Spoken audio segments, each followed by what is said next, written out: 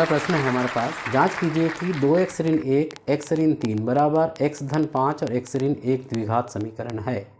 इस प्रश्न को हमको जांच करके बताना है कि द्विघात समीकरण है या नहीं है। तो देखिए यहाँ पे क्या है, 2x ऋण 1 x ऋण 3 बराबर x धन 5 और x ऋण 1 है। हम क्या करते हैं, दोनों पक्षों में गुणा करते हैं। तो यहाँ पर हमने देखा 2x गुणित x ऋण 3 बराबर कितना हुआ, x गुणित x धन 1 ऋण 1, और अगली बार क्या हो जाएगा हमारा धन 5 गुणित x ऋण 1। आगे गुणा करते हैं तो ये हो जाएगा 2x की घात 3 2x की घात 2 माइनस 3 दूनी 6x, और यहाँ पे क्या हो गया हमारा, यहाँ पर हमको एक गुणा और करना होगा।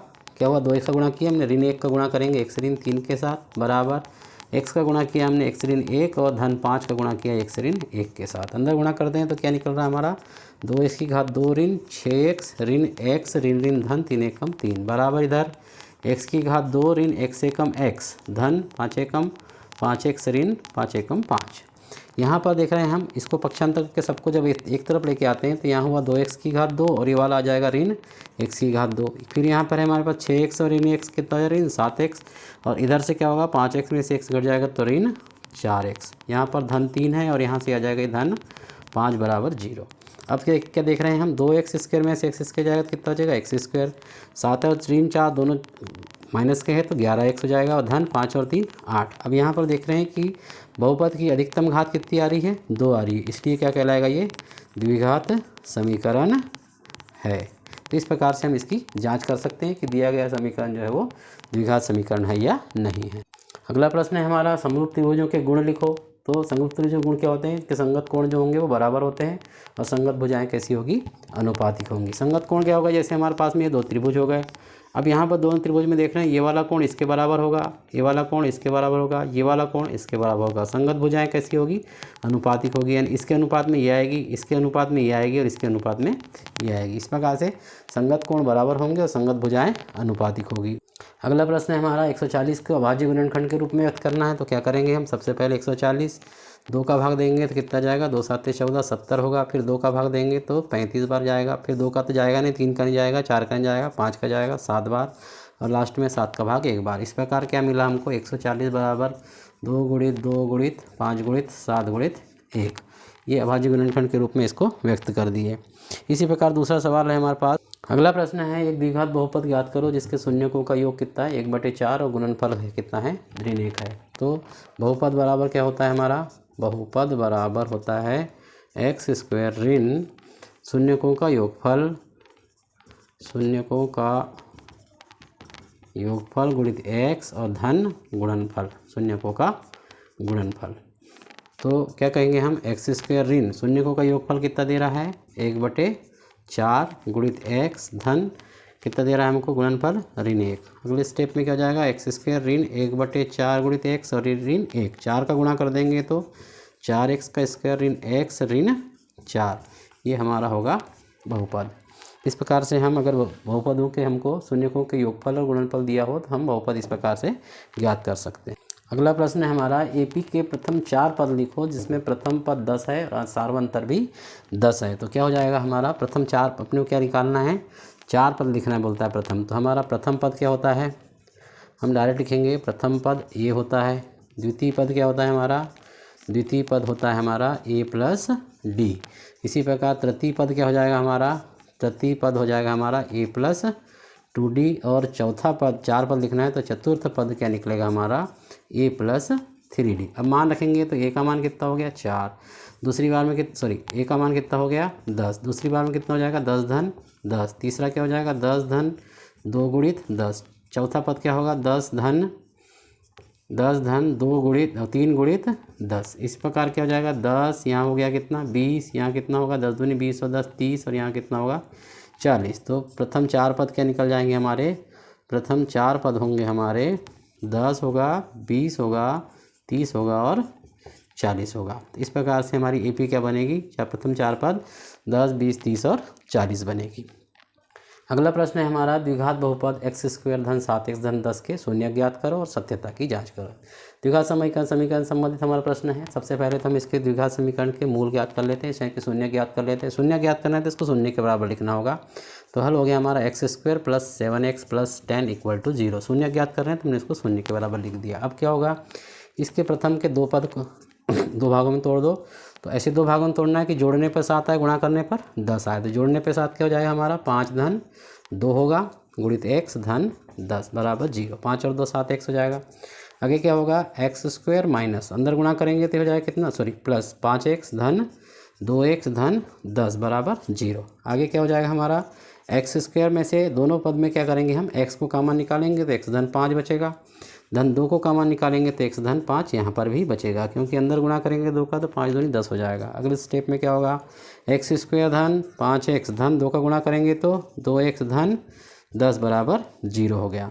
अब अंदर गुणा किए तो वापस वही आ गया था, तो हम क्या करेंगे ये दोनों पद में से एक को हम कॉमन ले लेंगे तो क्या हो जाएगा x धन 5 कॉमन आ गया तो क्या बचेगा x धन 2 बचा। मतलब इसके बराबर 0 है तो दो पदों का गुणनफल शून्य कब होगा जब दोनों में से एक शून्य होगा, यानी कि x धन 5 बराबर 0 होगा या फिर x धन 2 बराबर 0 होगा। पक्षांतर करेंगे तो x का मान यहाँ से ऋण 5 निकलेगा, यहाँ से x का मान कितना निकलेगा ऋण 2 निकलेगा। तो इस प्रकार 2 शून्य हमें प्राप्त हो गए। सत्यता की जांच करना है तो क्या करेंगे सत्यता की जांच करने के लिए योगफल निकाल के देखते हैं। तो योगफल क्या होता है, योगफल अल्फा धन बीटा यानी दोनों का मूलों का योग माइनस बी बटे ए के बराबर होता है। माइनस बी मतलब क्या होगा हमारा माइनस बी हुआ कितना हमारा 7, तो 7 अपान ए क्या माइनस 7 अपान ए का मान कितना होगा हमारा 1 है, तो -7 अपान माइनस बी अपान -7 ये निकल गया। गुणनफल क्या निकल जाएगा हमारा, गुणनफल निकलेगा हमारा सी अपान ए, तो सी अपान ए से क्या निकल जाएगा हमारा 10 अपान 1 निकला। तो इस प्रकार से हमारे पास योगफल और गुणनफल प्राप्त हो गए। अगर हम इन्हीं दोनों से अगर जो हमारे शून्यक निकले हैं ऋण 5 और ऋण 2, तो ये शून्य को क्या करेंगे हम इसमें मान रख के देखते हैं। तो मान रखेंगे तो क्या हो जाएगी हमारे ये शून्य के बराबर हो जाएगा। तो इस प्रकार से हम सत्यता की जांच भी कर सकते हैं।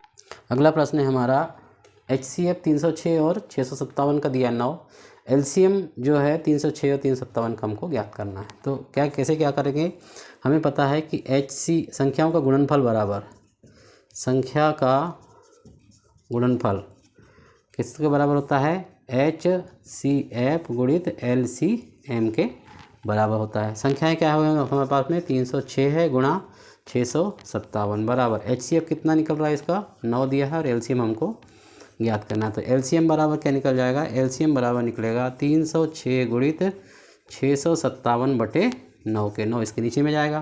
तो LCM क्या निकल आया हमारा 9 से कट जाएगा, इसको काट देंगे 9 चौक 9 2 7 63 और 9 दिया 27 कितना आ गया 306 गुणित 73। इसका गुणा कर देंगे हम तो इसका गुणनफल कितना निकल जाएगा, गुणा करेंगे तो कितना होगा हमारा ये आएगा 22,338 के बराबर होगा, ये हमारा आंसर होगा। इस प्रकार से हम HCF और LCM अगर हमको दिए हैं दोनों में से गुणन क्या दिए तो संख्या और गुणनफल के माध्यम से इसको हल कर सकते हैं। हम पिछले साल वार्षिक परीक्षा में भी इस प्रश्न को पूछा गया था और इस प्रकार से 22,338 क्या होगा इसका आंसर होगा।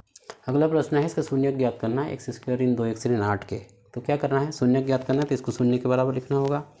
2 के 2 भाग करेंगे जिसमें घटाने पर 2 आ जाए तो x स्क्वायर ऋण कितना हो जाएगा 4 ऋण 2 के बराबर होगा गुणित x ऋण 8 बराबर 0।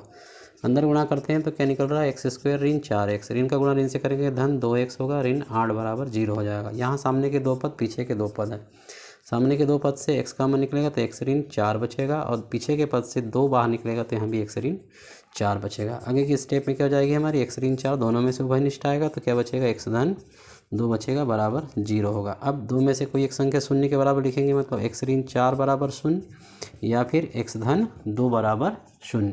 पक्षांतर करेंगे तो x बराबर या तो 4 निकलेगा या फिर निकलेगा x बराबर ऋण 2। तो इस प्रकार से हमारे 2 शून्य निकलेंगे x बराबर 4 और x बराबर ऋण 2। अगला प्रश्न है हमारे पास में समीकरण युग्म की जांच करना है कि इसका द्वितीय हल है कोई हल नहीं या अनेक हल होंगे। तो क्या करना है हमको, सबसे पहले तो इनके मान निकाल लीजिए। तो a1 बराबर कितना निकल जाएगा हमारा 1 निकल जाएगा। इसी प्रकार b1 बराबर ऋण 3 निकल जाएगा और c1 बराबर भी ऋण 3 होगा। इसी प्रकार a2 बराबर कितना हो जाएगा 3 हो जाएगा, b2 बराबर ऋण 9 होगा और c2 बराबर ऋण 2 हो जाएगा। अब देखते हैं हम शर्त लगाते हैं यहाँ पर। तो हमारी शर्त क्या होती है कि a1 बटे a2 बराबर b1 बटे b2 बराबर c1 बटे c2। देखते हैं कौन सी कंडीशन प्राप्त हो रही है। तो यहाँ आ रहा था अपना 1/3 होगा बराबर यहाँ क्या होगा ऋण 3 बटे ऋण 9 होगा और यहाँ पे क्या होगा ऋण 3 बटे ऋण 2 होगा। यहाँ ऋण से ऋण कट गया, इससे कट गया, 3 से 1 और 3 बार कट गया, क्या मिला 1/3 बराबर 1/3 बराबर 3/2। तो ये तो दोनों बराबर हुए, ये बराबर नहीं है। जब तीसरा बराबर नहीं है, पहले दोनों अगर बराबर है तो क्या कहेंगे, इसमें जो आलेख होंगे वो कैसे होंगे, समांतर होंगे, मतलब कोई हल नहीं होगा, कोई हल नहीं होगा, यानी कि ये असंगत युगपत समीकरण कहलाएगा। इस प्रकार से हम इसको सत्यता की इसकी जांच कर सकते हैं। आइए दोस्तों पुनः देखते हैं हम कि आज हमारे पास में क्या विशेष है गणित में। तो एक हमारे पास अर्थमेटिक प्रोग्रेशन मतलब समांतर श्रेणी के प्रश्न है कि AP 21, 18, 15 का कौन सा पद ऋण 81 होगा। यहाँ देख रहे हैं हम कि पहला पद कितना है, 21 है, दूसरा 18 है, तीसरा 15 है, मतलब संख्या कैसी हो रही, घट रही। तो घटते घटते कहाँ तक पहुँचेगी, वो ऋण 81 तक पहुँचेगी। तो इसमें देखते हैं कि प्रथम पद क्या होगा हमारा। यहाँ प्रथम पद हो जाएगा जिसको हम A कहेंगे, तो A बराबर कितना होगा 21। दूसरा सार्वंतर निकालेंगे तो सार्वंतर D का मान कितना निकल जाएगा हमारा, 18 में से 21 घटाएंगे, यहाँ दूसरे पद में से पहले घटाएंगे, मतलब ऋणात्मक संख्या आएगी। और अंतिम पद क्या मिल रहा है हमको, अंतिम पद यानी कि हम इसको TN से भी दर्शाएंगे तो क्या हो जाएगा, ये ऋण 81 होगा। तो कितना कौन सा पद, मतलब पदों की संख्या ज्ञात करना है। तो हमारे पास TN बराबर क्या होता है, A + n-1 इंटू D के बराबर होता है। TN में हो जाएगा -81 इक्वल टू A का मान कितना हो गया 21 धन n का मान तो हमको ज्ञात करना, तो n ऋण 1 ही रहेगा। D का मान कितना कहलाएगा हमारा, ऋण 3 कहलाएगा। ये -81 बराबर 21 धन, अंदर गुणा करेंगे तो धन का गुणा ऋण से होगा, तो ऋण 3n धन 3 हो जाएगा। ऋण 81 बराबर यहाँ क्या हुआ, 21 में 3 जोड़ देंगे कितना हो जाएगा 24 ऋण 3n। इसको इधर ला लो, इसको उधर ले जा लो, तो 3n बराबर कितना हो जाएगा 24 धन 81। 3n के बराबर क्या हो जाएगा, जोड़ देंगे तो 5, 8 और 2 10, 105 हो गया। तो n बराबर कितना निकल गया 105/3 निकल गया। तो n का मान हो गया 3 3 9 3 5 15, मतलब कितना हुआ 35। तो पदों की संख्या क्या निकली हमारी, पदों की संख्या निकलेगी हमारी 35। तो इस प्रकार से हम इस प्रश्न को हल कर सकते हैं कि पदों की संख्या क्या होगी। देखते हैं अगला प्रश्न क्या है। देखिए अगला प्रश्न है हमारे पास में कि एक AP है, AP में 24, 21, 18 के कितने पदों का योग 78 होगा। तो हमको क्या दिया है यहाँ पर, प्रथम पद दे दिया है। तो प्रथम पद कितना होगा हमारा, प्रथम पद A बराबर हो गया 24। इसके बाद क्या हुआ, सार्वंतर निकाल लेंगे दूसरे पद से प्रथम पद को घटा के। तो सार्वंतर D बराबर 21 ऋण 24, मतलब कितना हो जाएगा बराबर -3 होगा।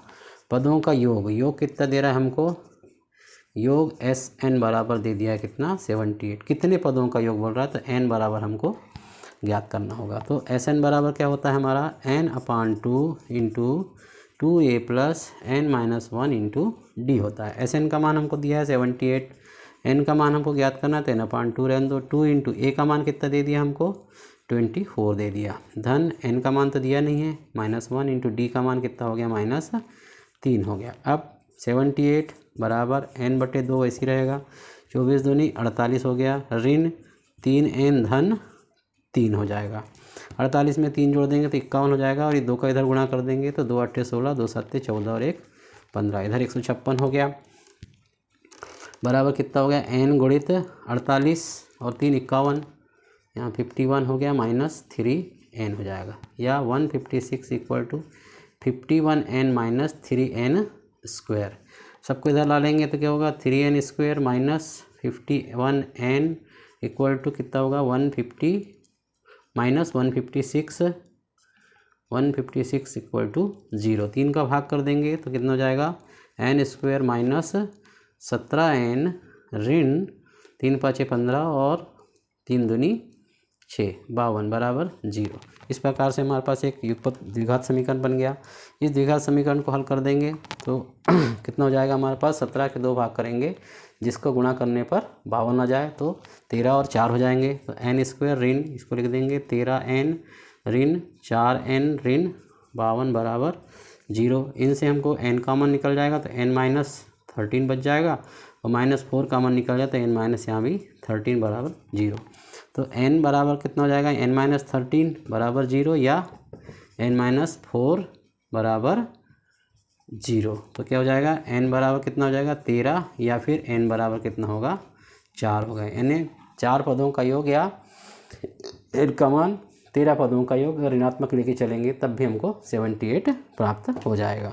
इस प्रकार से हम n का मान ज्ञात कर सकते हैं।